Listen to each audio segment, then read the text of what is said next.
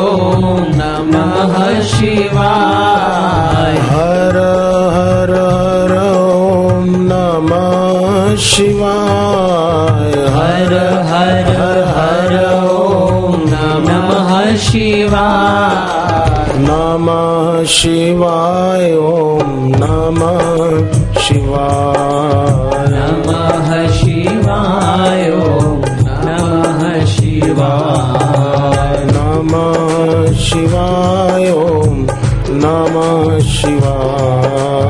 नमः शिवाय ओम नमः शिवाय।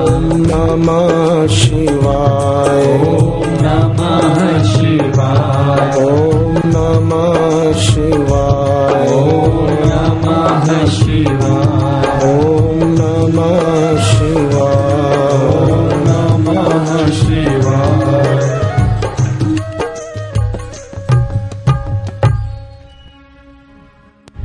श्रीमद् परब्रह्म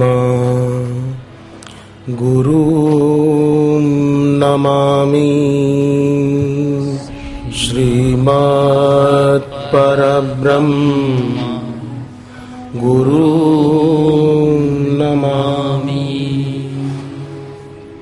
श्रीमद् परब्रह्म गुरुं भजामि। श्रीमद् परब्रह्म गुरुं भजामि। श्रीमद् परब्रह्म गुरुं स्मरामि। श्रीमद् परब्रह्म गुरुं स्मरामि। गजाननं भूतगणादिसेवितं कपितजम्बू फलचारुभक्षणम्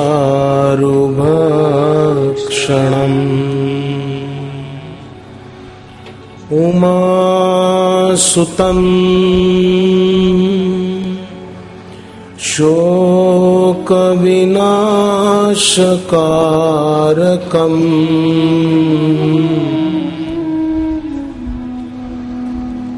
नमामि विघ्नेश्वरपादपङ्कजम्।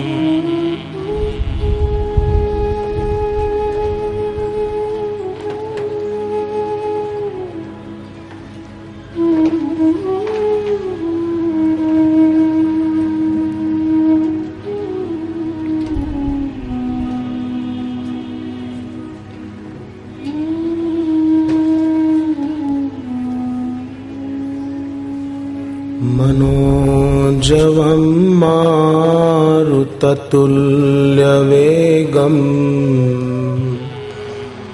जितेन्द्रियं बुद्धिमतां वरिष्ठम् वातात्मजं वानरयूथमुख्यम्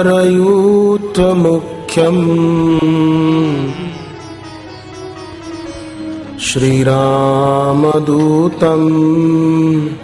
शिरसां नमामि। श्रीरामदूतं शिरसां नमामि।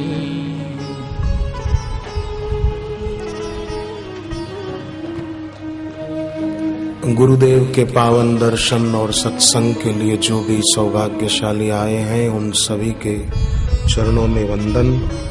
इस बार ये जो कार्यक्रम यहाँ आयोजित हुआ वो पूर्णिमा के निमित्त आने वाली पूर्णिमा परसों ये हनुमान जयंती है, चैत्र मास की पवित्र पूर्णिमा।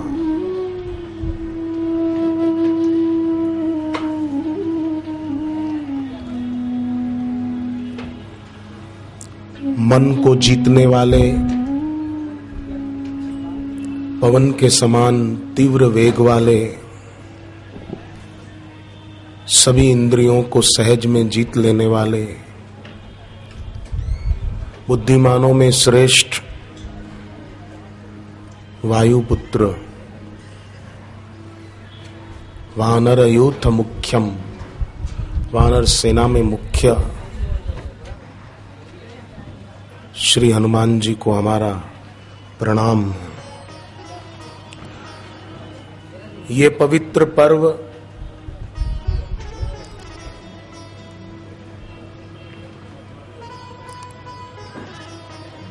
जीवन में कर्तव्य परायणता, सेवा परायणता और साधन परायणता लाने की प्रेरणा देता है।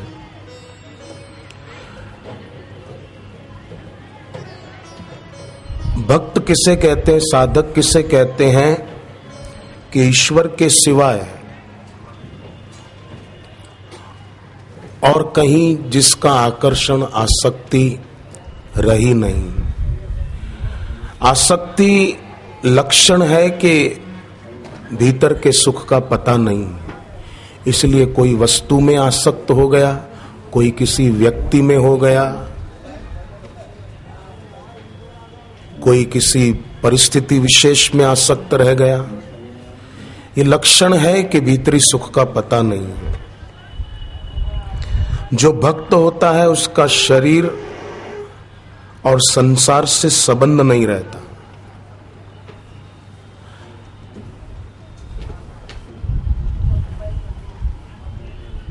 हम गाड़ी में बैठकर कहीं जाते हैं तो गाड़ी सिर पर लेकर नहीं घूमते हैं। ऐसे ही ये शरीर हमको मिला है, इसके द्वारा अपना कर्तव्य ठीक से किया जाए, परंतु ये मैं हूं और अपने को शरीर मानकर फिर किसी और के शरीर में या वस्तु में आसक्त न हुआ जाए। तो भक्त का संबंध शरीर और संसार से नहीं रहता। इसी कारण भक्त को वस्तु, अवस्था और किसी व्यक्ति की आवश्यकता के इसके बिना मुझे नहीं चलेगा, उसको महसूस नहीं होती। तुलाधार व्यापारी की भी कथाएं शास्त्रों में आती हैं।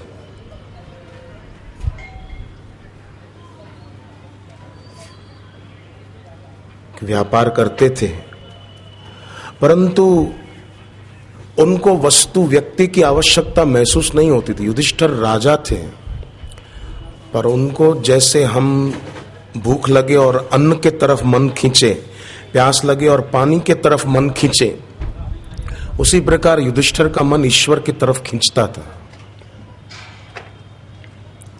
ऐसे जिसका मन खींचे,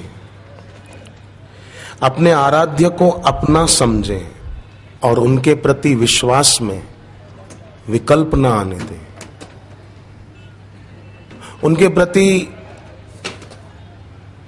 जो श्रद्धा है उसमें दोष दर्शन न आने दे, उनके प्रति जो प्रेम है उसमें कोई कामना को न आने दे, और उनके प्रति जो विश्वास है उसमें विकल्प को न आने दे। इसका नाम भक्ति है। तो हनुमान जयंती का ये पावन पर्व हमें इस अर्थ में भक्त बनने की प्रेरणा देता है। पर लोग कई ऐसे हैं, संसार पर जितना भरोसा करते हैं ना, उतना ईश्वर और ईश्वर प्राप्त गुरु पर नहीं कर पाते। इसीलिए नंग पहनने का शौक चढ़ता है, कोई धागे और तावीज पहनने की इच्छा हो जाती है,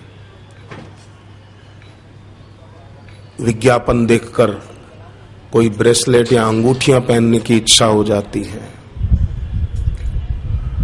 प्रभावित हो जाते हैं। साधक किसे कहते हैं? साधक उसे कहते हैं जिस पर उसके आराध्य के सिवाय और किसी का प्रभाव न पड़े, वो साधक है।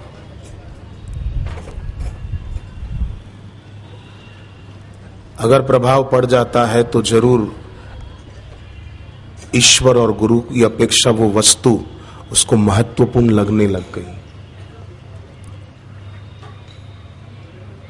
इसलिए ये पर्व हमें प्रेरणा देता है कि साधक खुद अलग रहकर अपने मन, बुद्धि और इंद्रियों को ईश्वर में लगाने का प्रयास न करे। मेरा मन लग जाए, मेरी बुद्धि भगवान में लगे, मेरी इंद्रियां भक्ति में लगे। ये बहुत बड़ी गलती होती है कि खुद अलग रहकर अपने मन को, बुद्धि को और इंद्रियों को ईश्वर में लगाना चाहते हैं। देखो, प्रेम और श्रद्धा, भक्ति कभी इंद्रियों में नहीं होती। इंद्रियां जड़ है, मन प्रकृति का अंश है, वो जड़ है, और हम ईश्वर के अंश हैं, हम चेतन हैं। तो प्रेम हम में होता है। हे भगवान, मेरे मन में आपके लिए प्रेम जग जाए, नहीं, मुझ में आपके लिए प्रेम हो जाए, मैं आपका प्रेमी भक्त बनूं, मुझे केवल आप प्यारे लगो। तो जब साधक खुद अलग रहकर मन, बुद्धि को ईश्वर और गुरु में लगाना चाहता है, तो ये जब लग नहीं पाते तो दुखी होता है। खुद अलग रहकर नहीं, खुद ही लग जाए।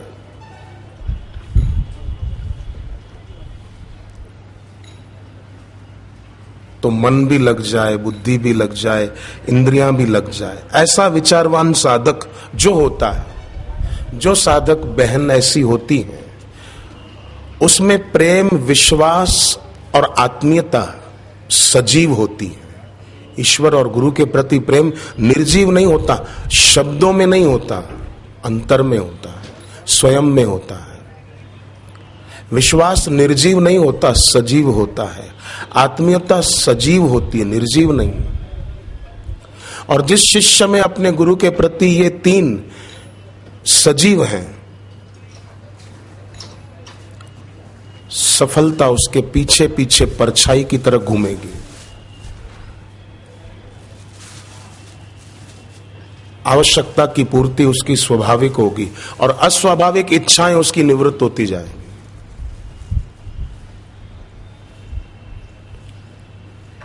तो ये पावन पर्व हनुमान जयंती का प्रेरणा देता है कि अपने भक्ति भाव में शिथिलता ना आए। हनुमान जी देखो, छोटे थे, जन्म हुआ, उसके दूसरे दिन से सेवा शुरू कर दी।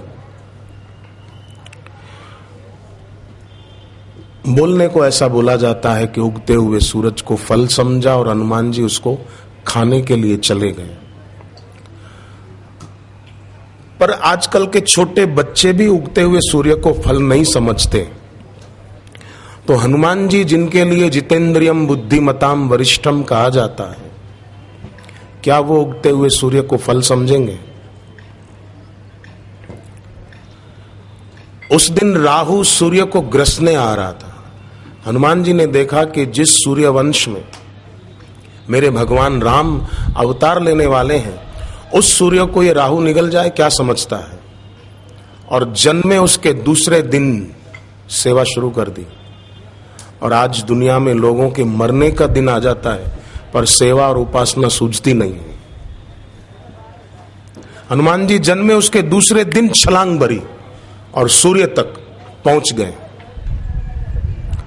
और राहु से सूर्य को बचाया है।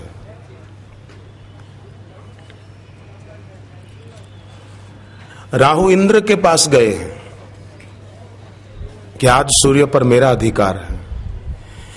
इंद्र राहु का पक्ष लेकर हनुमान जी पर वज्र से प्रहार करते,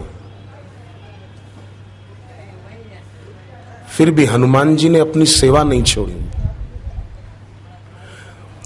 छोटे थे, सेवा में गए तो इंद्र ने मारा। बड़े हुए, लंका में सेवा के लिए गए सीता जी की खोज में, तो रावण के बेटे इंद्रजीत ने मारा। तो भी हनुमान जी ने सेवा नहीं छोड़ी। कभी इंद्र प्रहार करता है, कभी इंद्रजीत प्रहार करता है, पर हनुमान जी अपनी सेवा नहीं छोड़ते। आजकल तो किसी को कोई कुछ थोड़ा सा कह दे तो वो सेवा, भक्ति, सत्संग सब छोड़ने को तैयार हो जाता है कि अमुक आदमी से मेरी बनती नहीं है इसलिए हम सत्संग में नहीं जाएंगे, अमुक आदमी से अपनी बनती नहीं इसलिए हम आश्रम में नहीं जाएंगे, हमारी उससे बनती नहीं इसलिए हम सेवा नहीं करेंगे। हनुमान जी को देखो, ये हनुमान जयंती प्रेरणा देती है। इंद्र ने मारा तो भी सेवा में लगे रहा, और इंद्रजीत ने मारा, ब्रह्मपाश डाल के बांध दिया, तो भी हनुमान जी ने सोचा कि अब बंध गया मैं, अब गिरूं तो कहां गिरूं। तो देखा जहां राक्षसों की सेना खड़ी थी उधर ही जाके गिरे, वो दबकर मर गए कई। बंधने के बाद भी वो सेवा नहीं छोड़ते, और कई लोग सेवा भाव को, साधना को, जप तप और सुमिरन को छोड़ देते हैं। ये हनुमान जयंती उन्हें भी सजाग करती है, जागृति की ज्योत जलाती है। हम ऐसी सेवा, उपासना, साधना करें कि सब वाह वाह करें और उन्हें भी उपासना में जीवन जीने की प्रेरणा मिले। हनुमान जी की सब कोई प्रशंसा करते थे, यहां तक कि रावण भी हनुमान जी की प्रशंसा करने से थकता नहीं था। अंगद ने जब रावण को कहा कि तुम कहते हो कि हमारी सेना में राम जी हैं, वो पत्नी के वियोग में दुखी हैं, लक्ष्मण भाई के दुख में दुखी हैं, जामवंत तो बेचारे बूढ़े हो गए हैं, नल नील शिल्पकला में कुशल हैं, तो क्या हमारी सेना में कोई बलवान नहीं है? तो रावण ने कहा, है कपि एक महाबलशीला, एक है महाबलवान और महाशीलवान।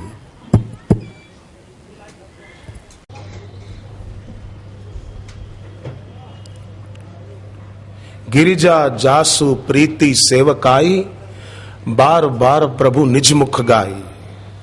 हे गिरिजा पार्वती, जिनकी प्रीति और सेवा की प्रशंसा बार बार भगवान अपने मुख से गाते हैं।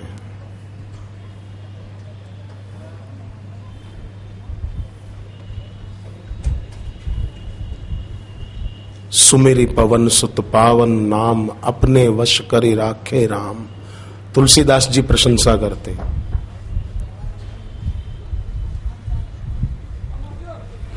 हनुमान जी ने सीख दी है।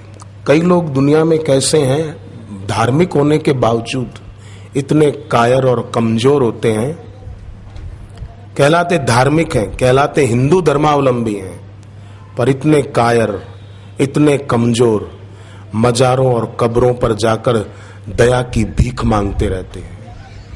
हनुमान चालीसा मानो जिंदगी में कभी पढ़ी नहीं है। दुर्गम काज जगत के जेते, सुगम अनुग्रह तुमरे तेते, कभी पढ़ा नहीं।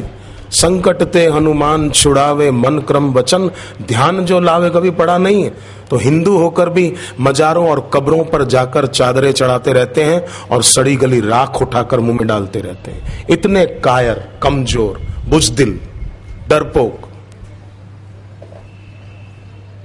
क्या शिव जी की महिमा का पता नहीं? मैं तो भारत की क्रिकेट टीम को भी धन्यवाद दूं कि इंदौर में मैच थी कुछ समय पहले, तो वो लोग उज्जैन गए थे भगवान महाकाल का अभिषेक करने, और उसके बाद वो वर्ल्ड कप भी जीत कर आ गए थे। हिंदू धर्मावलंबियों को कम से कम ऐसे लोगों से सीखना चाहिए जो मजारों और कब्रों पर जाकर दया की भीख मांगते हैं। क्या भगवान महाकाल सक्षम और समर्थ नहीं है? क्या हनुमान जी सक्षम नहीं है जो कोई हिंदू मजार और कब्रों पर जाकर भीख मांगता है, राख उठाकर लाए और बोले भभूति है? भभूति नहीं है, कचरा है, फेंक गटर में। भभूति है, कहीं से राख उठाकर लाए, बोले विभूति है। कितने कमजोर हैं, कितने दया के भिखारी बन गए हैं लोग। जहां तहां दया करो, दया करो, दया करो। अरे समर्थ बापू से दीक्षा मिल जाए और समर्थ बापू का सत्संग मिल जाए तो वो आदमी दया करने वाला बन सकता है, भिखारी नहीं।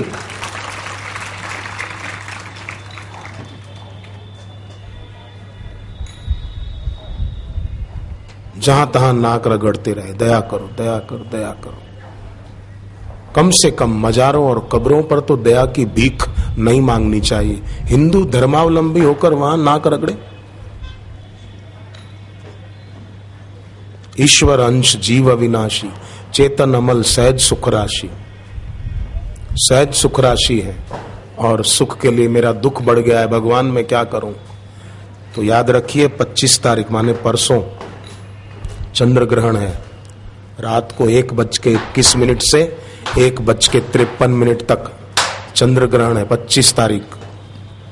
और ध्यान रहे, हमेशा जब भी चंद्र ग्रहण होता है तो उसके 9 घंटे पहले सूतक लग जाता है। सूर्य ग्रहण जब भी होता है उसके 12 घंटे पहले सूतक लग जाता है। तो आप गणित लगा लेना, 25 तारीख परसों 12 बजे के बाद 1:21 से 1:53 तक चंद्र ग्रहण का समय है। उस समय अपना जप करें, मंत्र सिद्ध हो जाता है। पर किसी के जीवन में कोई कष्ट है, कोई कठिनाई है, कोई समस्या ज्यादा परेशान कर रही है, तो ग्रहण के समय बैठकर शुभ संकल्प करके, गुरुदेव का सुमरण करके, अपने इष्ट का सुमरण करके, समस्त दैवी शक्तियों को प्रणाम करके 10 माला करें एक छोटे से मंत्र की। बहुत छोटा मंत्र है, वामन है पर अपने अंदर विराट ईश्वर को लिए हुए है। मंत्र बड़ा सरल है। मन ही मन उस समय गुरुदेव को बार बार प्रणाम करके और समस्त दैवी शक्तियों का आह्वान करके इतना ही बोले, 10 माला ओम ह्रीं नमः, बस ओम ह्रीं नमः, ओम ह्रीं नमः, ओम ह्रीं नमः, ओम ह्रीं नमः, ओम ह्रीं नमः। 10 माला जप करें। फिर रोज 1-1, 2-2 करते रहें। अगर समय ज्यादा नहीं लगेगा, परंतु इसके परिणाम बहुत अच्छे आएंगे। आप जैसे श्रद्धावान भक्तों के पक्ष में होती है दैवी शक्तियां। दुर्योधन के पक्ष में श्री कृष्ण की शक्ति नहीं थी, अर्जुन युधिष्ठिर के पक्ष में थी। मीरा के पक्ष में भगवान की शक्ति थी। मीरा को परेशान करने वालों के पक्ष में दैवी शक्तियां नहीं थी।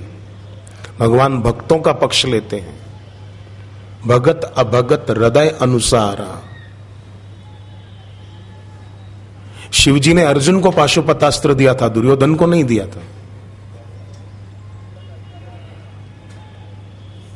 तो ये पवित्र पर्व हनुमान जयंती का बहुत सुंदर प्रेरणा देता है कि आसक्ति रहित व्यक्ति हो और खूब भक्ति अपनी बढ़ाने वाला।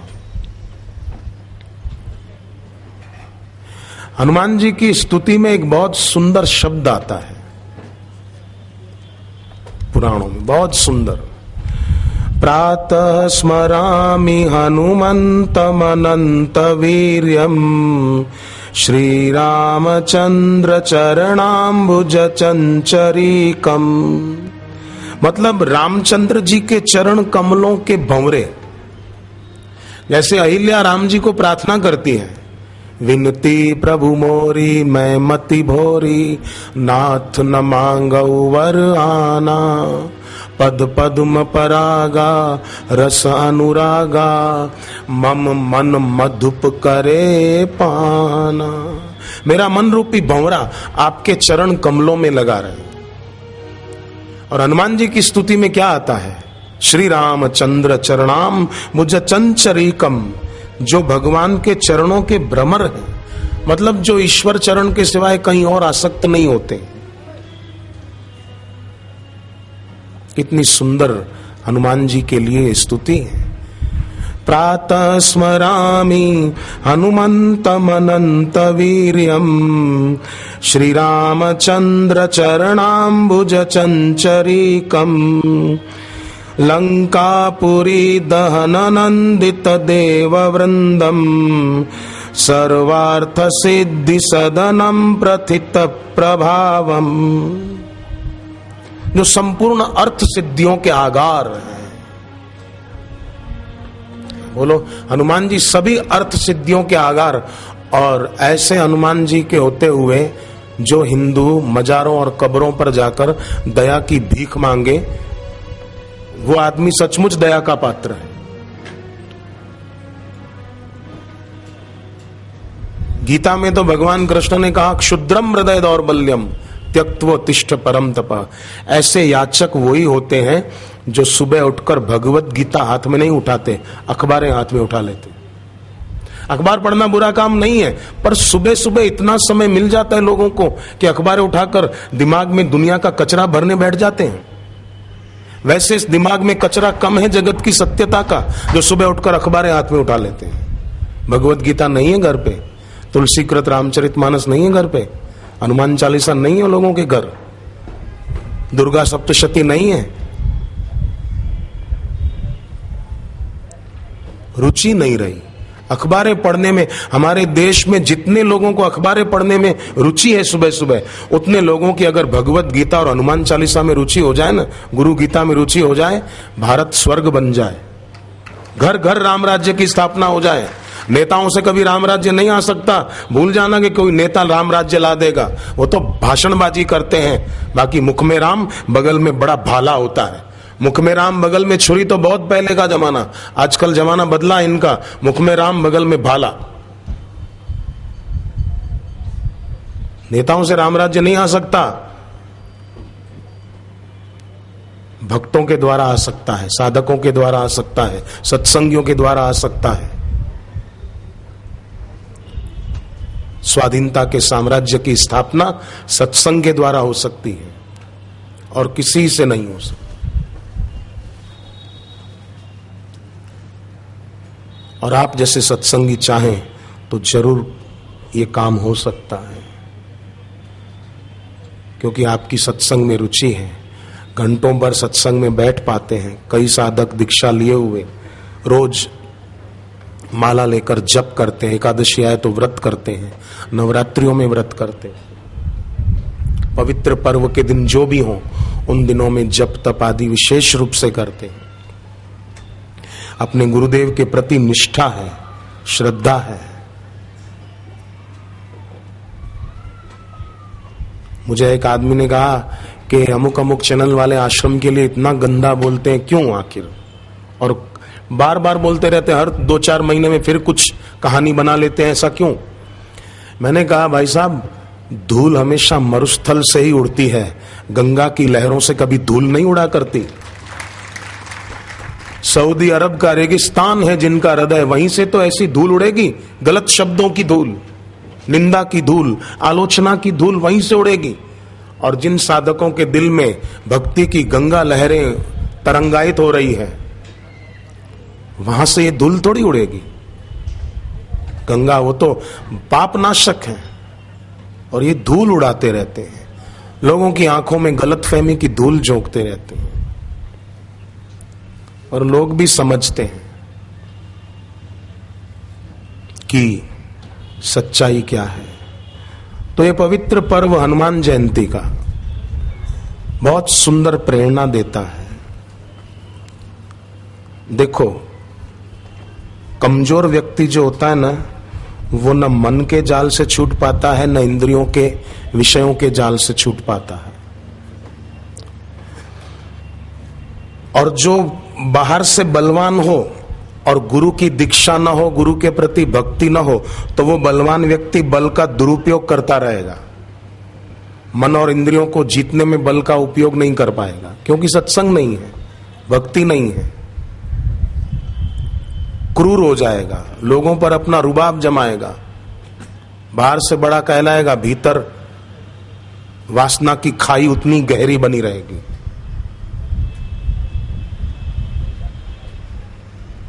इसलिए जो साधक होते हैं, पक्के सत्संगी होते हैं, वे सत्संगी कैसे होते हैं कि जैसे कुएं में बाल्टी डाली रस्सी बांधकर, तो कुएं में पानी होगा तो बाल्टी जरूर भर जाएगी, पर पानी नहीं होगा तो बाल्टी क्या भरेगी।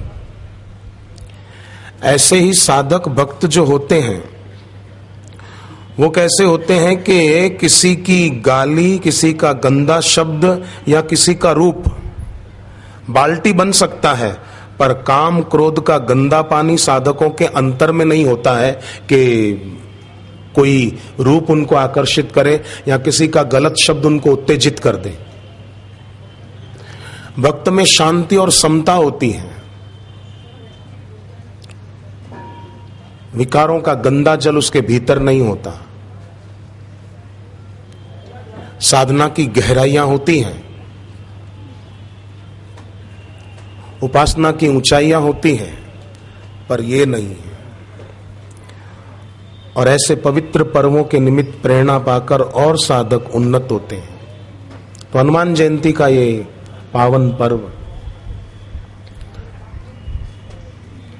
हमें कर्तव्य परायण, सेवा परायण, साधन परायण, प्रीति परायण होने की पवित्र प्रेरणा देता। नहीं तो जीवन तो बीत ही रहा है और पूरा हो जाएगा। आयु पूरी होने पर दुनिया से जाना पड़ेगा। जैसे मैं इंदौर में आया हूं तो मुझे पक्का पता है कि मुझे इंदौर में रहना नहीं है, जाना है। ऐसे ही जो इंदौर के रहने वाले नहीं हैं, सत्संग के निमित्त, पूर्णिमा व्रत के निमित्त बाहर से आए हैं, उनको भी पता है कि सत्संग पूरा होगा, हम चल देंगे, हमें यहाँ रहना नहीं है। ऐसे ही हर कोई जान ले कि हम संसार में आए हैं पर हमको यहाँ रहना नहीं है। एक चोर ने चोरी की राजा के खजाने में, सोचा छोटी मोटी चोरियां क्या करना, ऐसा बड़ा हाथ मारूं कि कभी चोरी करनी ना पड़े। तो राजा के खजाने में चोरी की, सिपाही चौंके, चोर माल लेकर भागा। सिपाही चोर के पैरों के निशान के आधार पर भागते रहे कि इस दिशा में गया है, ये उसके पैरों के निशान।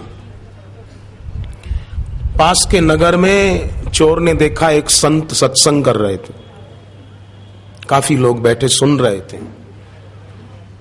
चोर भी आकर उनके बीच छुप के बैठ गया। सिपाही दौड़ते दौड़ते आए, देखा उसके पैरों के निशान इस तरफ ही गए हैं, सत्संग स्थल की ओर। खड़े रहे कि अब सत्संग में विक्षेप होगा, महाराज जी नाराज होंगे, हम खड़े रहते हैं, प्रवचन पूरा होगा, पकड़ेंगे उसको, कहां जाएगा। बाहर निकलने का रास्ता एक ही था। और महाराज जी प्रवचन में कह रहे थे कि भगवान कृष्ण ने गीता में कहा है, अपि चेदसि पापेभ्य सर्वेभ्य पाप कृतम सर्व ज्ञान प्लवेनैव व्रजिनम समतरिष्यसि। कोई आदमी पापी हो और पापियों में महापापी हो, ऐसा महापापी भी अगर ज्ञान और भक्ति की नाव में बैठ जाए तो सब पापों से मुक्त हो जाएगा, ऐसा महाराज जी ने कहा। वो चोर सुन रहा था कि क्या बढ़िया बात है।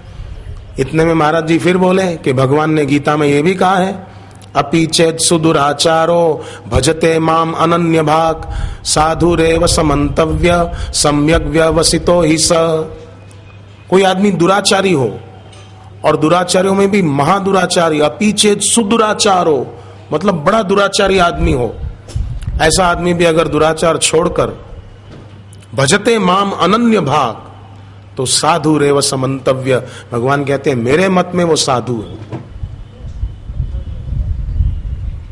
सम्यक व्यवसितो हि स। और फिर महात्मा जी ने आगे कहा, क्षिप्रम भवति धर्मात्मा, वो जल्दी धर्मात्मा हो जाता है तुरंत। शाश्वत शांति निगच्छति कौन्तेय प्रतिजानीहि न मे भक्त प्रणश्यति। ये कूलर कोई चालू करा दे, पड़े हैं।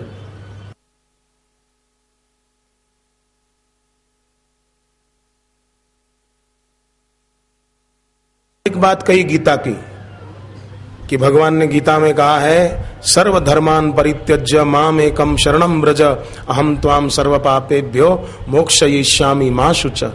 मैं तुझे संपूर्ण पापों से मुक्त कर दूंगा, शोक मत कर, जो मेरी शरण में आ जाए बस। माम एकम शरणम व्रज। चोर ने बात सुनी, अपने मन में पक्का निश्चय कर लिया कि अब आज के बाद मैं चोरी नहीं करूंगा, गलत काम नहीं करूंगा, बस आज से मेरा नया जीवन।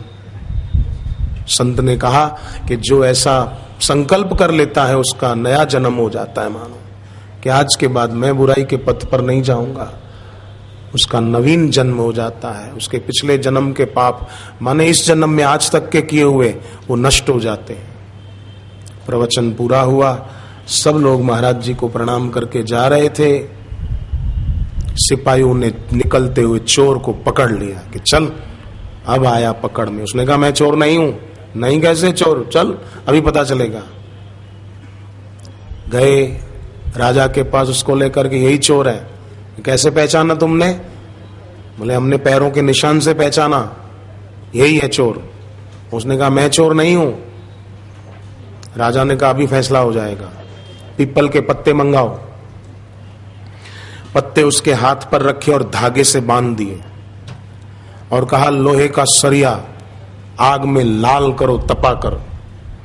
लोहे का सरिया अग्नि में खूब देर तक रखकर उसको लाल लाल कर दिया गया, तप गया था एकदम।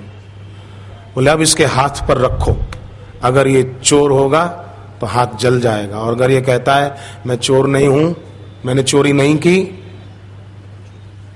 पक्का कहते हो? सोच लो अभी भी ये लोहे का तपा हुआ सरिया लाल लाल देख रहे हो? बोले राजन सच कहता हूं, मैंने इस जन्म में चोरी नहीं की। मैं पक्का कहता हूं इस जन्म में मैंने चोरी नहीं की है। सिपाही बोलते नहीं, झूठ बोलता है, इसने चोरी की है। बोले मैंने इस जन्म में नहीं की। राजा ने कहा लखो सरिया लोहे का इसके हाथ पर रखा तो आश्चर्य, हाथ तो क्या जले, वो धागा भी नहीं जला।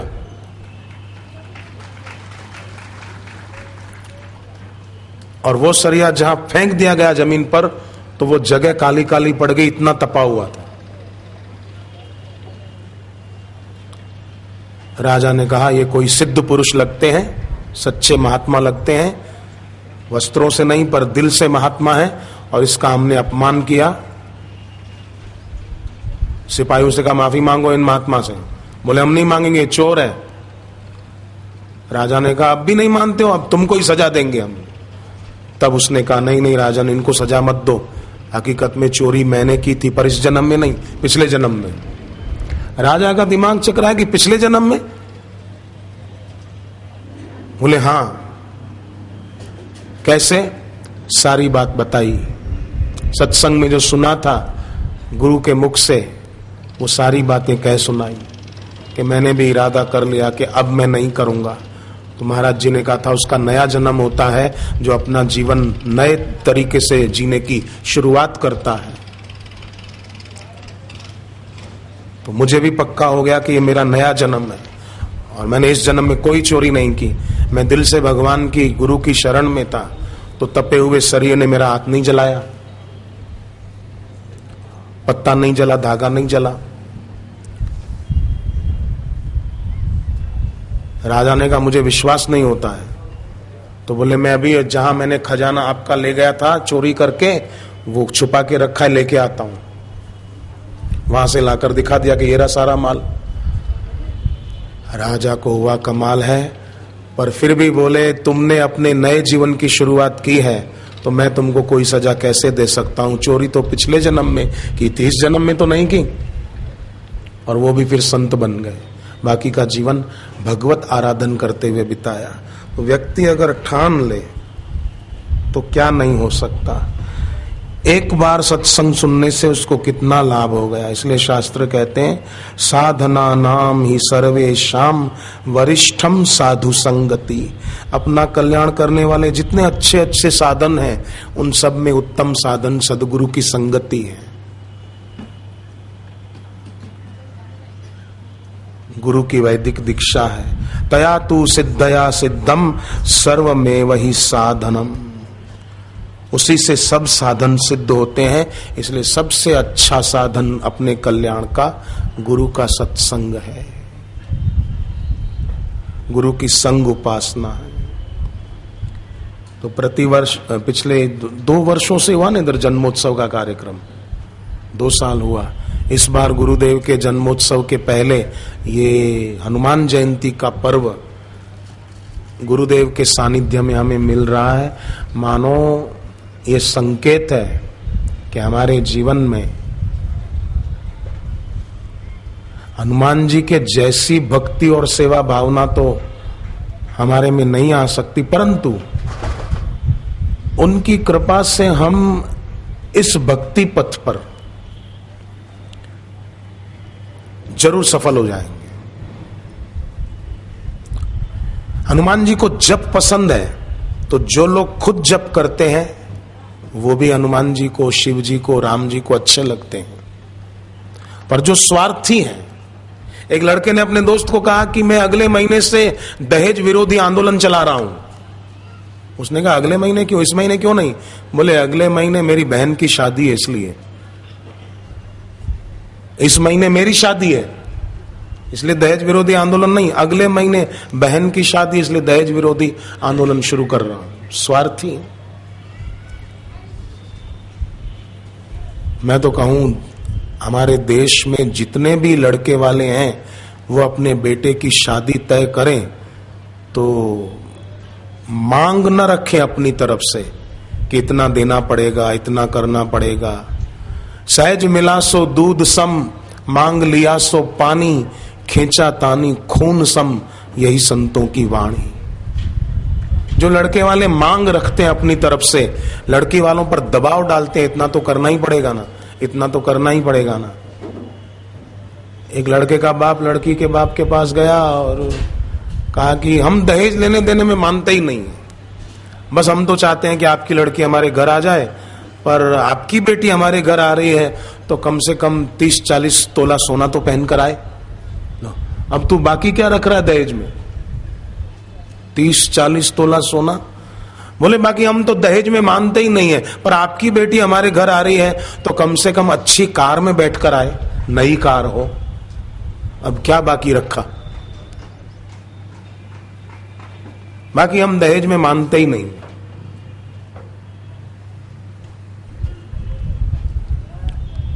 पहले के जमाने में लड़की वाले जबरदस्ती लड़के वालों को कुछ देते थे तो लड़के वाले गरीबी रेखा से नीचा जीवन जीने वाले लोगों के बीच वो बांट कर आते थे कि हमको तो सद्गुण संपन्न बहू मिल गई, सद्गुण संपन्न बहू साक्षात लक्ष्मी का रूप है, वो मिल गए, हमें और क्या चाहिए। आगरा में एक साधक की बेटी की शादी हुई, 1 साल के बाद लड़के का बाप लड़की के बाप के पैर छूने आया कि आपकी बेटी हमारे घर क्या आई, साक्षात लक्ष्मी हमारे घर आई और व्यापार दुगना हो गया हमारा 1 साल में। बेटे की शादी के बाद बहू नहीं लक्ष्मी है। तो लड़की के पिता ने कहा मेरी बेटी छोटी थी तब से उसने दीक्षा ले रखी है, जब तप करती है, पवित्र जीवन जीती है, इसलिए मेरी बेटी आपके घर बहू बनकर आई तो आपके घर संपत्ति बढ़ी। यत्र नार्यस्तु पूज्यन्ते रमन्ते तत्र देवता। जिस घर में सुलक्षणी नारी का आदर होता है उस घर में देवों का वास हो जाता है, लक्ष्मी स्थायी हो जाती। आप सोचो ना, वो लोग जो बहू से दहेज की मांग रखते हैं ये नहीं सोचते कि जो बहू हमारे वंश को आगे चलाएगी उससे हम कोई मांग कैसे करते हैं। इतनी हमारी बुद्धि गिरी हुई कैसे कि जो हमारे वंश को आगे चलाएगी उससे हम कुछ मांगते हैं। और उसी कारण आज देखो अपने देश में किसी के यहां लड़का जन्मता है तो खुशी मनाते हैं और लड़की जन्मती है तो उनके चेहरे पे 12:30 बज जाते हैं, उदासी उनके चेहरे पे निवास स्थान बना लेती है कि हमारे यहां लड़की हुई है। नासिक में एक परिवार है, मैं उनके घर गया था, 6 बेटियां उनकी और 7 बेटियां और 1 बेटा, 8 संतान में 7 बेटियां और 1 बेटा। और उन 7 बेटियों की शादी हो चुकी और बड़े संपन्न घरों में शादी हुई। मैं बहुत देर उनकी माँ के साथ बैठा बात कर रहा था तो वो माँ कह रही थी कि कोई भी जीव जन्म लेकर आता है तो वो खाली पेट लेकर थोड़ी आता है, अपना भाग्य भी तो साथ लेकर आता है। और कई लोग बच्ची जन्मे तो बोले बेटी हुई है, अरे बेटी नहीं लक्ष्मी आई, ऐसा बोलो। और वो सभी 7 बेटियां अभी सुखी, उनके पति उनको सत्संग में ले आते हैं, भक्त हैं। और कईयों के घर एक बेटी आए, दूसरी बेटी आए तो रोने बैठ जाते हैं, बेटी आई। एक सास देखा बहू को प्रसूति हुई, बेटे के पास आई खुश होती हुई मिठाई लेकर कि बेटा ले मिठाई खा। क्यों? बोले इनकम हुई है। मतलब? बोले बेटा हुआ है, बहू को बड़ा होगा, शादी करेंगे, खूब सारा दहेज मिलेगा, इसलिए कहती हूं इनकम हुई है। 2-3 साल के बाद उसकी बहू को दूसरी प्रसूति हुई तो रोता सा चेहरा लेकर बेटे के पास आई और कहा बेटे अब इनकम पे टैक्स आ गया है। मतलब बेटी हुई है, बड़ी होगी, शादी करेंगे तो दहेज देना पड़ेगा। कितनी घटिया सोच है, कितनी क्षुद्र मानसिकता है। कागज और गत्ते की नाव में बैठकर तो कोई आदमी नदी पार कर सकता है, पर हीन बुद्धि की नाव में बैठा हुआ आदमी कभी पार नहीं हो सकता। तो सत्संग से ये सभी हीनताएं छूटती हैं। एक लड़के ने बापूजी से दीक्षा ली सारस्वत मंत्र की, सीए की परीक्षा पास कर ली, अच्छा कमाता था। शादी तय हुई तो लड़की वालों ने पूछा दहेज में क्या तैयारी करें। उसने कहा आप भी मेरे बापूजी से भगवान के नाम की दीक्षा ले लो, इससे बढ़कर मुझे दहेज में एक पैसा भी नहीं चाहिए, कुछ नहीं चाहिए। हर लड़के वाला अगर ऐसा सोचे, हर जवान ऐसा सोचे तो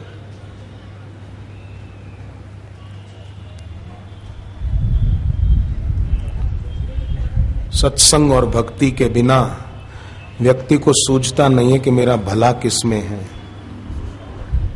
इसलिए सत्संग खूब जरूरी है। भगवान नाम की दीक्षा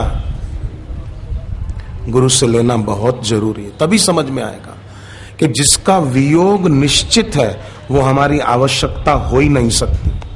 धन का वियोग निश्चित है, मकान गाड़ियों का वियोग निश्चित है। न हम सदा साथ रह पाएंगे, न वो चीजें हमारे साथ रह पाएंगी। तो जिसका वियोग पक्का कर लें इस हनुमान जयंती के पर्व निमित्त, जिसका वियोग निश्चित है वो हमारी आवश्यकता हो ही नहीं सकती। और जो हमारी आवश्यकता है उससे कभी भी दूरी नहीं हो सकती। हमारी आवश्यकता पूर्ण सुख की है, हमारी आवश्यकता सच्चे सुख की है जो कभी छूटे नहीं, और वो है ईश्वर। और उससे कभी देश काल की दूरी हो ही नहीं सकती। 3 बातें हृदयस्थ कर लें, बिल्कुल हृदय पटल पर स्वर्ण अक्षरों से लिख दें। एक बात, ईश्वर को अभी न मानना भूल होगी। ईश्वर को अपना न मानना उससे भी बड़ी भूल होगी। और ईश्वर को अपने में न मानना सबसे बड़ी भूल होगी। फिर से सुन लें, भगवान को अभी न मानना भूल होगी, भगवान को अपना न मानना उससे बड़ी भूल होगी, और भगवान को अपने में न मानना यह तो सबसे बड़ी भूल होगी। तो जो अभी है, अपने हैं और अपने में है, तो उससे दूरी कैसे हो सकती है? और जिससे दूरी नहीं, तो फिर दया की भीख मांगने के लिए जहां तहां भटकने की जरूरत कहां रही। जहां है वहीं शांत हो जाए। हरि व्यापक सर्वत्र समाना, पर प्रेम ते प्रगट हो ही मैं जाना। वो प्रेम से प्रगट हो सकते हैं। प्रेम हो, सबसे ऊंची प्रेम सगाई। एक बार क्या हुआ कि जब भगवान ने वराह अवतार लेकर हिरण्याकश्यपु के भाई हिरण्याक्ष को मार डाला, तो हिरण्याकश्यपु बहुत गुस्से में आया कि मेरे भाई को मारने वाले विष्णु जी को मैं देख लूंगा। राक्षस था ना, सो बदला लेने के लिए भगवान विष्णु को खोजने लगा। शक्ति थी, मायावी शक्तियों का धनी था वो आदमी। तो लोकांतर गया मायावी शक्तियों के प्रभाव से, पर कहीं भगवान विष्णु उसको मिले ही नहीं कि बदला ले। कोई स्थान नहीं छोड़ा, धरती का कोई कोना नहीं छोड़ा, पर कहीं भगवान विष्णु न मिले। आखिर थक कर महल जाके सो गया। देव ऋषि नारद ये सब देख रहे थे। तो नारद जी ने भगवान विष्णु को पुकारा, नारायण नारायण श्रीमन नारायण नारायण नारायण नारायण नारायण श्रीमन नारायण नारायण नारायण लक्ष्मी नारायण नारायण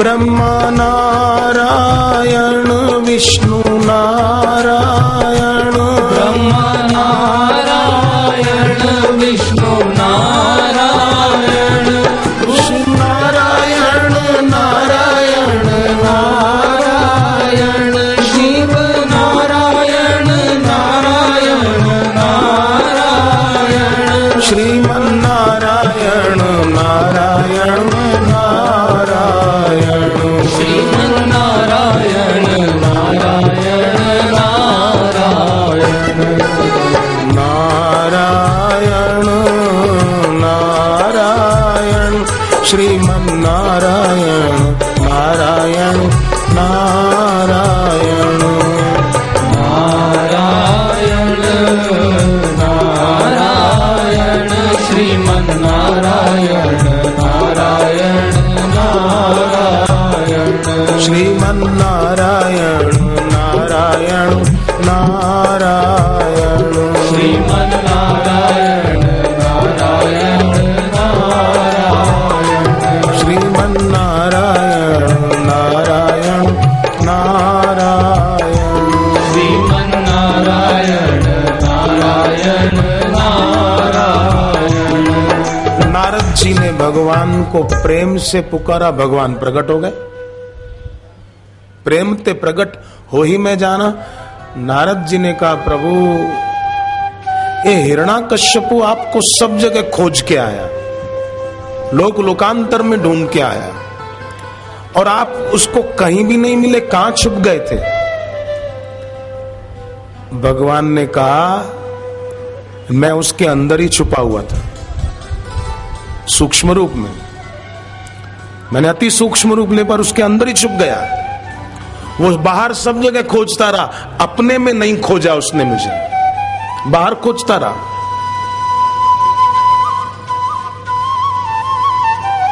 इसलिए थक गया, बाहर ढूंढ ढूंढ के थक गया। तो ईश्वर को अभी न मानना भूल होगी, अपना न मानना बड़ी भूल होगी, अपने में न मानना सबसे बड़ी भूल होगी। गुरु की यही करुणा कृपा है कि जो अभी हैं, अपने हैं, अपने में हैं, उसका अनुभव कराते हैं। इसलिए राजस्थान की सहजोबाई कहती है, गुरु का बदला दिया न जाई, मन में उपजत है सकुचाई। गुरु का बदला चुका नहीं सकते। बल्ब साकार है, ट्यूबलाइट साकार है, परंतु रोशनी निराकार। रोशनी का आकार नहीं होता। पंखा साकार होता है, कूलर साकार होता है, पर वो चलाते हैं तब जो हवा आती है वो निराकार है। सूर्य भगवान साकार है, पर सूर्य की रोशनी निराकार है। चंद्रमा साकार है, चंद्रमा की शीतलता वो निराकार है। फूल साकार है, सुगंध निराकार है। शहद साकार है, उसका दिखती तो है पर मिठास निराकार है। गुरु साकार है, पर गुरु की करुणा कृपा और गुरु का अनुभव और गुरु की शक्ति वो निराकार है। ईश्वर के जैसे 24 अवतार हुए, ऐसे गुरु की कृपा के भी कई अवतार, कई अवतार। और ये निराकार कृपा कई बार भक्तों को अपने जीवन में साकार होकर दिखती भी है।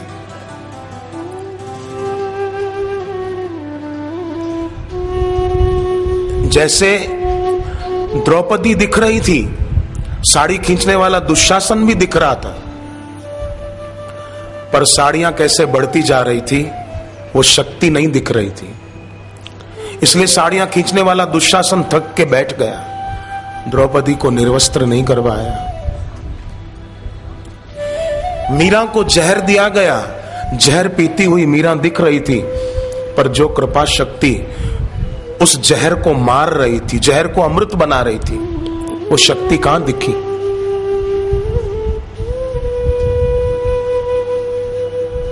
प्रहलाद जी को जहरीला खाना खिलाया जा रहा था। जहरीला खाना खाते हुए प्रहलाद दिख रहे थे, पर वो जहरीला खाना प्रहलाद जी को मार न सका। वो शक्ति ईश्वर की कृपा शक्ति वो साकार दिख रही थी। जहरीले लड्डू दुर्योधन और शाकुन ने खिलाए भीम को, और मरा हुआ समझ के भीम को फेंक दिया नदी में। पर कौन सी शक्ति ने भीम को बचाए रखा? जहरीले लड्डू खाने के बाद भी होलिका, जिसको वरदान था अग्नि नहीं जला सकती, उसकी गोद में प्रहलाद जी को बिठाकर लकड़ियों के ढेर पे उनको बिठा दिया। लकड़ियों में आग लगा दी गई। आग की लपटें आसमान को छू रही थी। इतनी भयंकर आग थी, पर भक्तराज प्रहलाद उस आग में जले नहीं। वो शक्ति दिख नहीं रही थी, पर उसका परिणाम दिख रहा था। उस कृपा शक्ति का परिणाम यह दिखा कि होलिका जल गई, प्रहलाद नहीं जले। हनुमान जी की पूंछ में कपड़े तेल में डुबोकर लपेट दिए, आग लगा दी गई, लंका जल गई, पर हनुमान जी की पूंछ नहीं जली और विभीषण का घर नहीं जला। ये उनकी शक्ति है।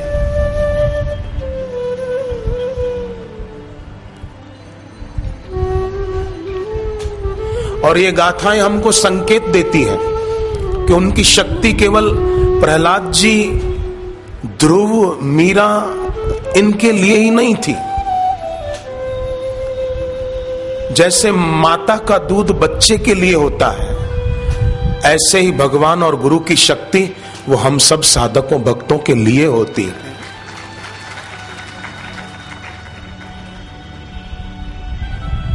इसलिए जीवन में कभी भी हम निराश न हो।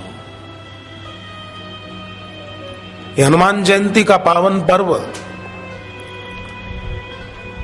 हमें साधना में, सेवा में, भक्ति में उत्साह बढ़ाने की प्रेरणा देता है।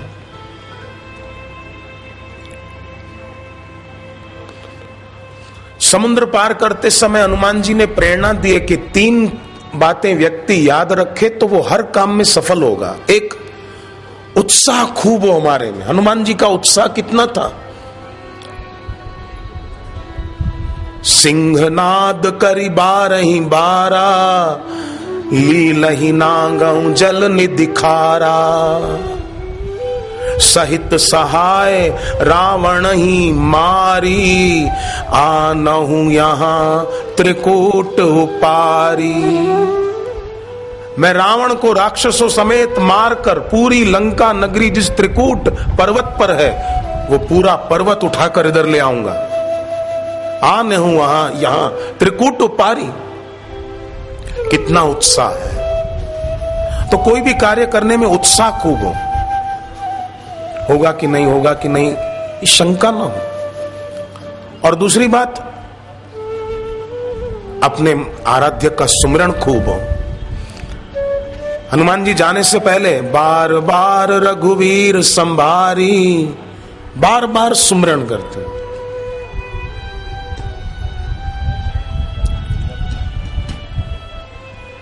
और तीसरी बात, प्रसन्नता खूब हो।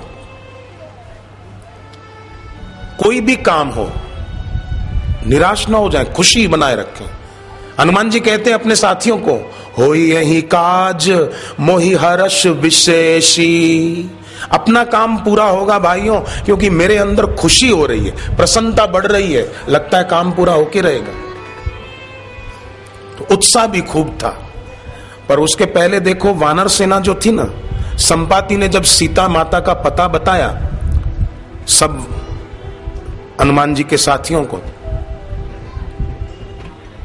तो सब इस सोच में पड़ गए कि समुद्र की इतनी दूरी और हमारा बल इतना सीमित।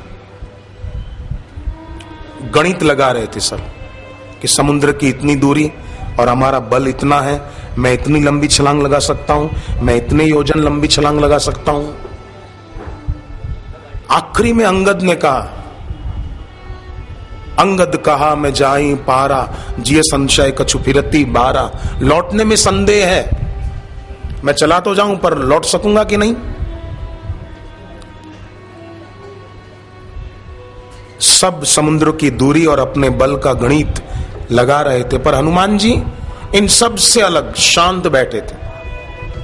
न समुद्र की दूरी का ज्ञान था, न अपने बल का, केवल भगवान का ध्यान था।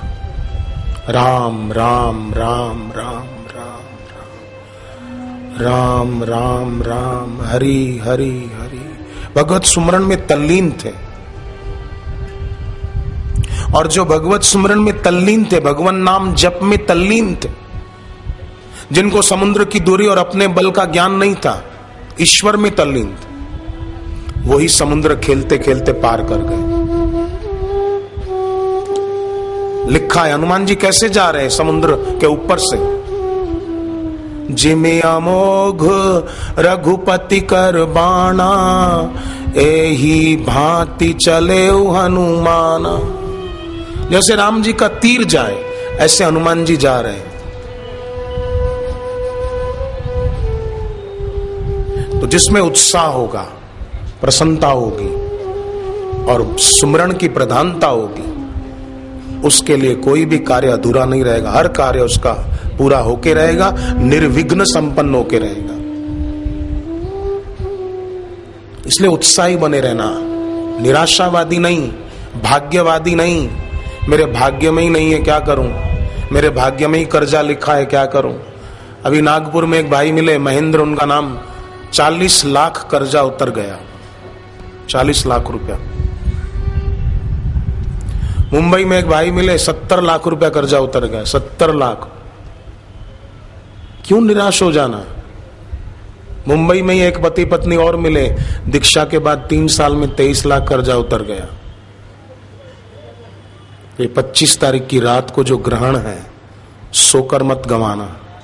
1:21 से 1:53 तक जाग कर ये जप करना। जप करेंगे, रोज 1-2 माला फिर करते रहेंगे तो निवृते सर्व दुखानाम ईशानाम प्रभुरव्ययः। निवृत्ते सर्व दुखानाम, सब दुखों की निवृत्ति हो सकती है। वो जिन्होंने बताया 40 लाख कर्जा उतरा, किसी ने बताया 70 लाख उतरा, उन्होंने बताया हम जप तो करते थे, साथ ही हर मंगलवार को नमक मिर्च नहीं खाते थे, फीका खाना खाते थे, दूध रोटी खा लेते थे, सुबह जल्दी उठते थे। नियम से जीवन जीने वाला आदमी सुखी होता है, ढंग से जीवन जीने वाला सुखी होता है, और ढोंग से जीवन जीने वाला दुखी होता है। जो लोग बोलते हैं जीवन बेकार है, इससे तो मर जाएं तो अच्छा, तो जो मर गए वो सब सुखी हो गए क्या? जो दुनिया से मर कर गए उन्होंने चिट्ठी भेजी कि हम यहाँ सुखी हो गए, बेटे तू भी आजा, तेरी याद सता रही है, तू भी आजा, हम साथ में रहेंगे। जो मर गए उन्होंने कोई मैसेज भेजा नहीं। तो जो लोग सोचते हैं हम मर जाएं तो सुखी हो जाएं, तो वो पक्का जान लो कि मरने से कोई सुखी नहीं हो जाएगा, भक्ति करने से आदमी सुखी हो जाएगा।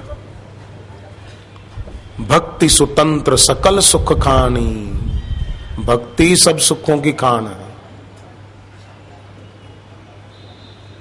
वेद भगवान कहता है जीवे में शरद शतम, 100 साल जीने का संकल्प करो और अपने आराध्य की स्मृति को जगाओ।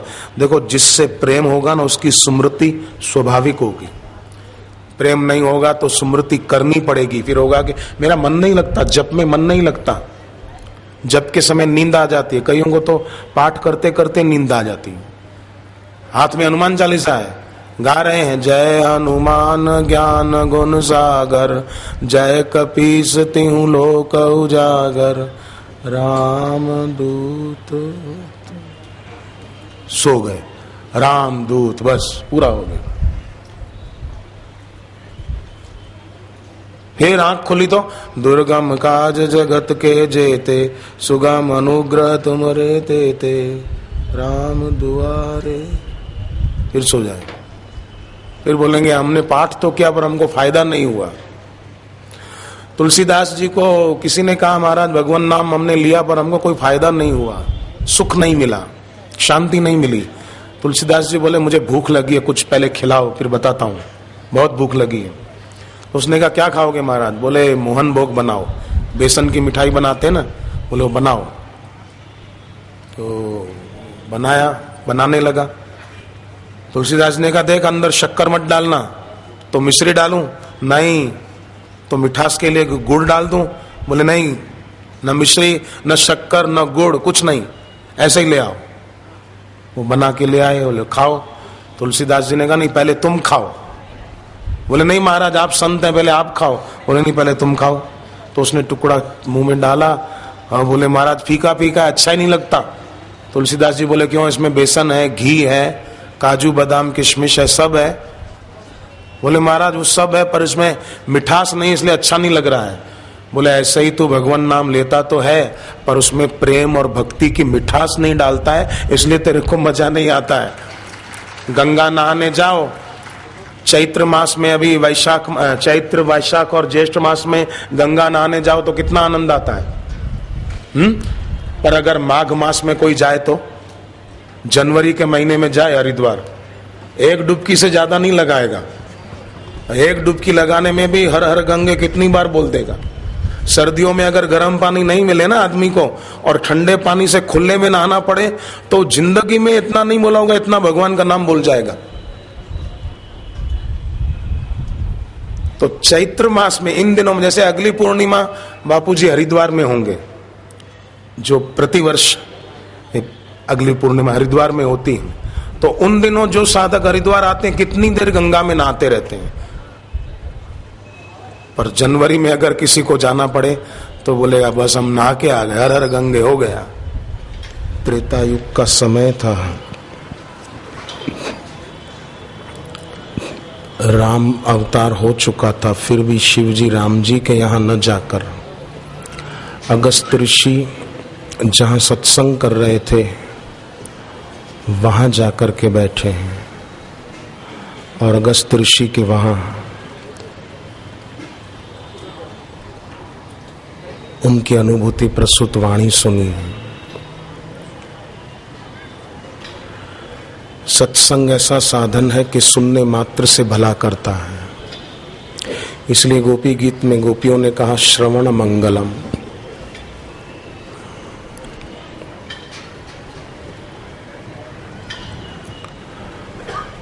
और गुरुदेव सत्संग में कल्याणकारी बातें बताकर जब भगवान नाम की दीक्षा देते हैं तो सत्संग में सुनी हुई अच्छी बातें गुरु दीक्षा में मिले हुए गुरु मंत्र के जप के प्रभाव से उन अच्छी बातों को आचरण में लाने की शक्ति प्राप्त होती है।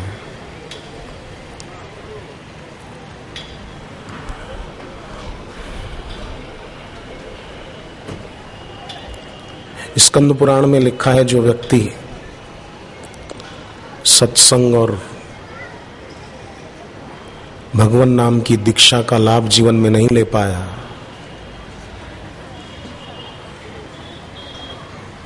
वो पशु से भी गया बीता है। पशु तो अपना कर्म फल भोग कर फिर से मनुष्य बनने की तैयारी में है, पर मनुष्य सत्संग और भक्ति को छोड़कर फिर से पशु बनने की तैयारी में है।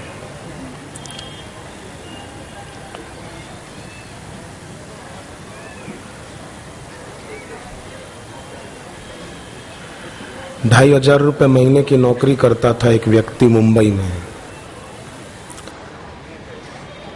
बड़ा निराश व्यथित जीवन जी रहा था, परंतु सत्संग सुना तो दरिया सदगुरु शब्द सो मिट गई खेचा तान, भरम अंधेरा मिट गया परसा पद निर्वाण।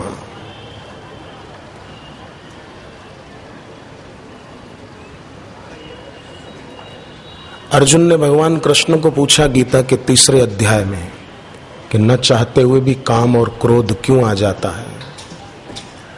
भगवान ने कहा इनका जनक रजोगुण है। सत्संग सुनते हैं, दीक्षा लेकर जप करते हैं, सत्वगुण बढ़ता है, रजोगुण नष्ट होता है।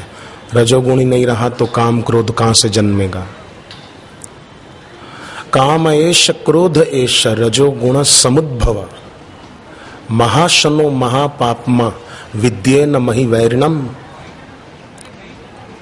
गुरु दीक्षा से सत्वगुण बढ़ा, निर्णय अच्छे लेने लगे, खुद का काम शुरू किया, चल पड़ा। 6 दुकानें हैं। उन्होंने सोचा कि मैं चाहूं तो काम और बढ़ाऊं, मुझे बता रहे थे, पर बोले मैंने सोचा कि ऋषि प्रसाद की सेवा भी साथ साथ करता रहूं ताकि लोगों के जीवन में रोग शोक न रहे। सत्संग से ही शोक रोग आदि नष्ट होते हैं। सोता था बहु जन्म का सदगुरु दिया जगाए, जन दरिया गुरु शब्द सो सब दुख गए बिलाए। गुरु के शब्द जो निशब्द को छूकर आते हैं, गुरुदेव की वाणी स्नेहात्मक है, हमारे प्रति उनके दिल में स्नेह भरा हुआ है। गुरुदेव की वाणी शास्त्रात्मक है। 4 प्रकार के शास्त्र होते हैं। आयुर्वेद शास्त्र जिसमें आरोग्य के बारे में वर्णन है, नीति शास्त्र इस लोक में कैसा जीवन जिए जिससे मान सम्मान मय जीवन हो, धर्म शास्त्र परलोक भी बढ़िया कैसे हो, और चौथे मोक्ष शास्त्र इसी जन्म में मुक्ति कैसे पाएं, इच्छाओं के जाल से, कामनाओं के जाल से। बापू जी की वाणी में 4 प्रकार के शास्त्र आ गए। आयुर्वेद शास्त्र, जैसे अभी बापू जी ने कुछ बातें बताई जिसके प्रभाव से हम भविष्य में भी घातक बीमारियों के शिकार न बने और अस्पतालों के चक्कर न काटें।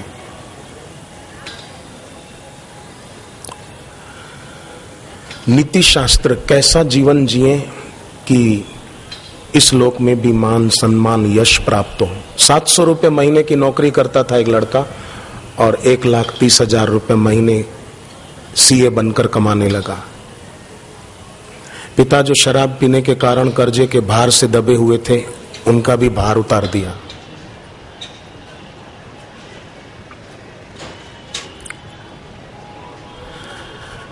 धर्म शास्त्र, ये लोक भी संवर जाए, परलोक भी संवर जाए। और मोक्ष शास्त्र, कोई मरता है तो लोग बोलते हैं फलाना आदमी भगवान को प्यारा हो गया, पर क्या पता वो किसको प्यारा हुआ। ईश्वर को प्यारा वही हो पाता है जो जीवन काल में हो पाया, और ईश्वर को प्यारा जीवन काल में कौन हो पाता है? जिसकी अति श्रद्धा हो। भगवत गीता में आया है 12वें अध्याय में, भगवान कृष्ण कहते हैं जिसकी अति श्रद्धा है वो मुझे अति प्रिय है। ये तु धर्म्यामृतमिदं यथोक्तम पर्युपासते, श्रद्धाना मत परमा भक्तास्ते अतीव में प्रिय।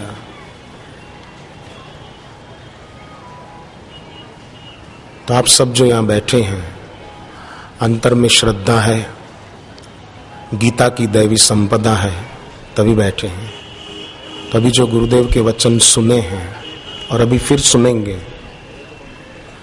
गुरुदेव की स्नेहात्मक, शास्त्रात्मक,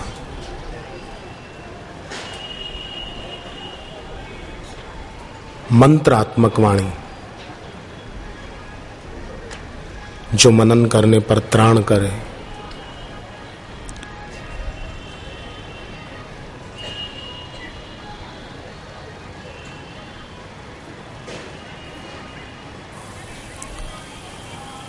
धन का संग्रह करता हो कोई, खूब शौक हो पैसा कमाने का, वो जब मरण को प्राप्त होगा तो सब धन छोड़ के मरेगा। पर सत्संग के अभाव में जिसने गलत धारणाएं दिल दिमाग में जमा कर ली, वो जब मरेगा तो सारा कचरा साथ लेकर ही जाएगा। इसलिए सत्संग जरूरी है ताकि ऐसी कोई गलत धारणाएं न रहें। शुद्धि हो जाती तन मन की। जैसे अर्जुन श्री कृष्ण को कहते हैं नष्टो मोह, शुद्धि हो गई।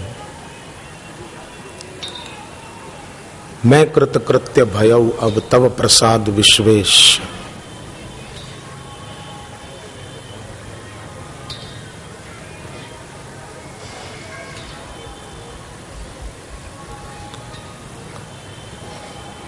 विज्ञान ने प्रगति की है,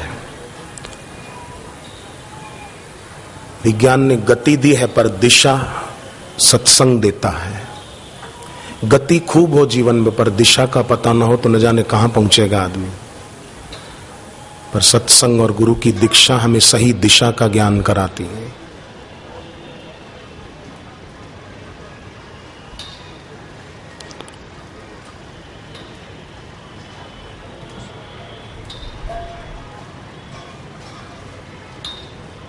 गुरुदेव हमें जब ज्ञान देते हैं, ज्ञान रूपी तप से हमको पवित्र कर देते हैं। इसलिए श्री कृष्ण ने कहा ज्ञान के समान पवित्र करने वाला और कोई नहीं है। और फिर यह भी कहा इस लाभ से बढ़कर कोई लाभ नहीं है। साधारण व्यक्ति रुपयों के लाभ को ही लाभ मानता है, पर जो लाभ श्री कृष्ण की दृष्टि में है सच्चा, वो पूज्य बापू हमें दिलाना चाहते, देना चाहते हैं। शिव जी की दृष्टि में जो सच्चा लाभ है वो गुरुदेव हमें देने आए हैं। गिरजा संत समागम सम न लाभ कछुआन, इसके समान कोई लाभ नहीं है।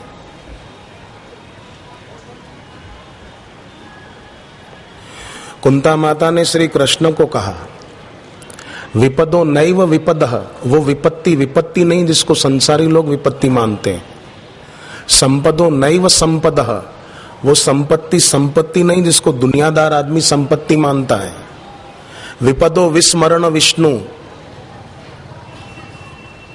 संपन्न नारायण स्मृति, अपने आराध्य की सदगुरु की विस्मृति वो विपत्ति है, और उनकी स्मृति ये संपत्ति है। सुग्रीव का सब कुछ छीन लिया वाली ने, सब छूट गया, पर सुग्रीव ने एक समझदारी का काम किया, हनुमान जी का साथ नहीं छोड़ा। हनुमान जी शिव जी के अवतार हैं। शिव जी भवानी शंकरो वंदे श्रद्धा विश्वास रूपिणो। जीवन में कुछ भी न हो फिर भी जिसका सदगुरु और अपने आराध्य में विश्वास नहीं टूटता, उसको सब कुछ फिर मिल जाता है। हैदराबाद में एक आदमी का सब कुछ चला गया, फैक्ट्री बंद हो गई, किसी ने उच्चाटन कर दिया था, घर पे सब बीमार रहते थे, पर सत्संग मिला गुरुदेव का और दीक्षा मिली। गुरुदेव से व्यक्तिगत बात तो नहीं हो पाई, परंतु गुरुदेव सत्संग में अपनी पवित्र ब्रह्म भाव वाली दृष्टि से हमको पावन कर देते हैं। गुरुदेव का ज्ञान तो पावन करता है, गुरुदेव की दृष्टि हमको पावन करती है, क्योंकि उनकी दृष्टि में द्वैत नहीं है। सुखदायी शीतल हृदय, गुरुदेव का हृदय कैसा है? सुखदायी, सुख देने वाला। खुद सुख स्वरूप परमात्मा के ध्यान में मस्त है, तो सुखदायी शीतल हृदय। और बापूजी हमें देखते कैसे हैं? देखत शीतल नयन, उनकी आंखों में द्वैत नहीं है, अद्वैत है। वासुदेव सर्वमिति, सब महात्मा सुदुर्लभ, जो भगवत गीता में कहा। आपका और हमारा सौभाग्य है, गीता में जिनको दुर्लभ कहा वो हमको सुलभ हुए हैं, जिनकी दृष्टि में सब भगवान है, सब ब्रह्म है। गरीब इलाकों में सेवा होती है ना, कल कपास स्थल में कितना बड़ा भंडारा था, अन्न वस्त्र आदि सब बहुत कुछ बांटा गया, और कई जगह ऐसी सेवाएं चलती रहती हैं। गत वर्ष वहां उनको मकान बनाकर भी दिए गए थे। गुरुदेव कहते हैं गरीब हैं ऐसा सोचकर सेवा मत करो, भगवान ने इस रूप में आकर हमको सेवा का अवसर दे दिया है, इस भाव से करो। और कई इलाकों में ऐसा हो रहा है, सब में भगवान है, सिया राम मैं सब जग जानी, बोलना आसान है, पर सब में भगवान है, इस भाव से उनकी सेवा। ये तो देखत शीतल नयन, जिनकी दृष्टि में द्वैत नहीं, वे महापुरुष ही कर सकते हैं। उनको शास्त्र में श्री परमहंस कोटि के महापुरुष कहा। तो सुखदाई शीतल हृदय, देखत शीतल नयन, सुंदर ऐसे संत जन, बोले अमृत बहन। उनके अमृतमय वचन हमारे लिए संजीवनी बूटी है, हमारे लिए मानो एक सुदर्शन वटी है। जैसे आयुर्वेद में सुदर्शन चूर्ण और महासुदर्शन गोली बुखार को मिटा देती है, ऐसे ही गुरुदेव के वचन ये महासुदर्शन वटी है जो जन्म मरण की बीमारी को मिटाने का दम रखती है। महासंजीवनी वटी है जो मृत जीवन में प्राण भर देती है। शास्त्र में तुलसीकृत रामायण के लंका कांड में 14 प्रकार के लोग जीते जी मृतक बताए हैं। उसमें निंदक को भी जीते जी मृतक कहा है। विष्णु विमुख, श्रुति संत विरोधी, सदा रोग वश संतत क्रोधी, इनको जीवत शव सम 14 प्राणी। ऐसे लोग भी अगर सत्संग में आ जाएं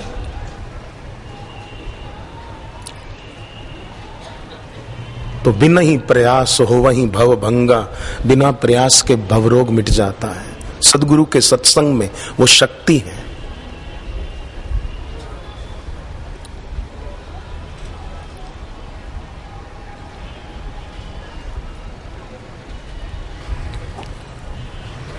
ऐसे गुरुदेव मिल जाएं तो भगवान शिव जी कहते हैं, गुरुर्देवो गुरुर्धर्मो गुरौ निष्ठा परम तपः। ऐसे गुरु मिलने पर उनके चरणों में निष्ठा वो बड़ी तपस्या है। महात्मा बुद्ध के पास उनका एक शिष्य आया और कहा कि अपने कल्याण के लिए मैं कहाँ जाऊं, किस तीर्थ में जाऊं, कहाँ रहकर मैं तपस्या करूं अपनी भलाई के लिए। बुद्ध ने कहा, मुझे छोड़कर कहीं मत जाओ। बोले क्यों? आप भी तो कई तीर्थों में गए थे। बोले मुझे सच्चे गुरु नहीं मिले थे इसलिए मैं कई जगह घूमा था। तुम्हें तो गुरु मिल गए, फिर तुम्हें घूमने की कोई जरूरत नहीं है। केवल मैं जो कहता हूं वो करो, तुम्हारा कल्याण हो जाएगा। अहमदाबाद में एक व्यक्ति को कैंसर हो गया था। गुरुदेव ने कहा चिंता मत करो, मैं जो कहता हूं वो करो, जप करो। आयुर्वेदिक औषधि जो गुरुदेव ने बताई वैसा उन्होंने किया इलाज। 2012 का रिपोर्ट था कैंसर है और 2013 का रिपोर्ट जनवरी का कैंसर नहीं है। 2007 में दिल्ली के एम्स में, बॉम्बे के टाटा मेमोरियल हॉस्पिटल, जयपुर की SMS हॉस्पिटल, तीन हॉस्पिटलों ने दिल्ली के एक व्यक्ति को लीवर के कैंसर से पीड़ित बताया और कहा 3 महीने में मर जाएगा। उसने सोचा मरना ही है तो एक बार गुरुजी का दर्शन अच्छी तरह करके आऊं जी भर के। सूरत के आश्रम में होली का पर्व था, वहां आए। 2 दिन गुरुदेव के पवित्र कर कमलों से रंग लगा। रंग तो निमित्त है, उस निमित्त गुरुदेव की कृपा ही बरसती है, क्योंकि प्रभु मूर्ति कृपामयी है। चिदानंदमय देह तुम्हारी, विगत विकार जान अधिकारी। गुरु का शरीर पंचभौतिक दिखता है परंतु उनमें पृथ्वी तत्व है करुणा के रूप में, क्षमा के रूप में। वायु तत्व है असंगता के रूप में। आकाश तत्व है गुरु में उदारता के रूप में। ऐसा चिदानंदमय देह तुम्हारी। तो उनके पवित्र कर कमलों से रंग लगा। जैसे सुदामा की भाग्य रेखाओं पे क्षयः श्री लिखा था, तो भगवान कृष्ण ने चंदन का तिलक करते करते क्षयः श्री मिटाकर श्री और यश लिख दिया। कुबेर जी भी देखते रह गए कि श्री कृष्ण ने सुदामा को क्या दे दिया। उन भाई साहब ने बताया जिनको 2007 में इन बड़ी बड़ी अस्पतालों ने कैंसर बताया और 3 महीने में मर जाओगे कहा। जब रंग लगा मानो भाग्य की रेखाएं बदल गई। और बाद में जांच कराई, आज 2013 चल रहा है, वो आदमी जीवित है, कैंसर का नाम नहीं है। उसका मतलब ये नहीं कि हर कैंसर का रोगी कैंसर से मुक्त हो सकता है इससे, पर जिसकी आस्था है, भक्ति है, तो भक्ति में शक्ति है। मेटत कठिन को अंक भाल के, नारद जी कहते हैं जो तप करे कुमारी तुम्हारी, तो भावी वो मेटी सकहीं त्रिपुरारी। इसलिए सत्संग के समान और कोई लाभ नहीं, शिव जी ने कहा। भगवान कृष्ण ने गुरुदेव के मुख से मिलने वाली विद्या को सब विद्याओं में श्रेष्ठ विद्या कहा, राज विद्या कहकर नवाजा है। और शिव जी ने गुरु के मुख से मिलने वाले गुरु मंत्र को सब मंत्रों में राजा कहकर गुरु मंत्र को नवाजा है, प्रणाम किया है। वंदे महाभयहरम गुरुराज मंत्रम। महाभय को दूर करने वाला गुरु का मंत्र होता है।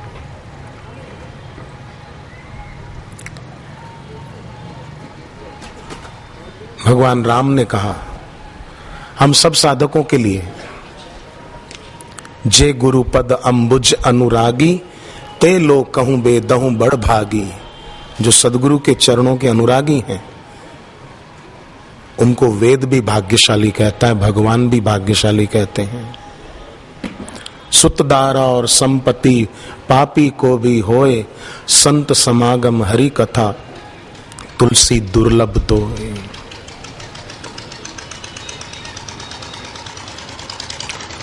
दुर्लभ आज सुलभ करी पावा।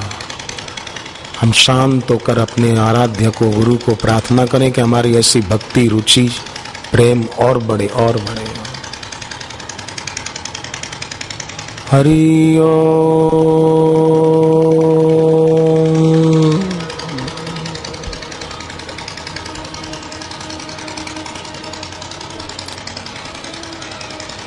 हरि ओम। जो नहीं करना चाहिए था, आसक्ति अपने हितैषी पर ही गुस्सा दिलाती है। इसलिए प्रभु क्या करूं जिससे वो आसक्ति नष्ट हो और आपके प्रति जो मैंने क्रोध किया उसका पाप नष्ट हो। भगवान ने कहा जप करो, जपहु जाय शंकर सतनामा, होई यहीं हृदय तुरंत विश्रामा। जप करोगे तो तुरंत आत्म शांति का अनुभव होगा। अब सोचो भगवान विष्णु भी जप को महत्व देते हैं, तो जो साधक खुद गुरु से दीक्षा लेकर जप करें वो कितने ईश्वर के प्रिय पात्र बनते होंगे। जप भगवान कृष्ण को भी प्रिय है। गीता के 10वें विभूति योग नामक अध्याय में भगवान ने जप को अपनी विभूति बताया है।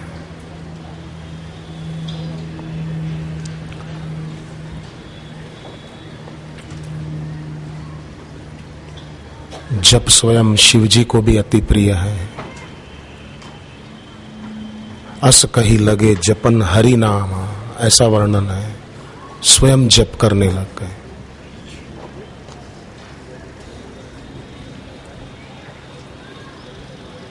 भगवान राम को भी जप प्रिय है, इसलिए नवधा भक्ति में जप की भी महिमा गाई है। जाकर नाम जपत शुभ होई, जिसका नाम जपने से शुभ होता है।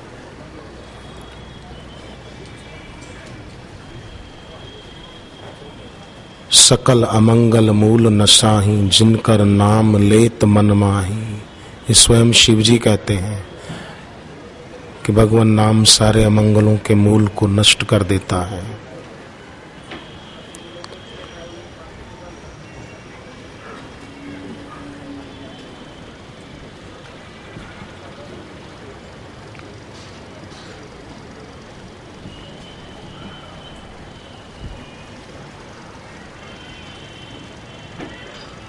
ओम नमो भगवते वासुदेवाय।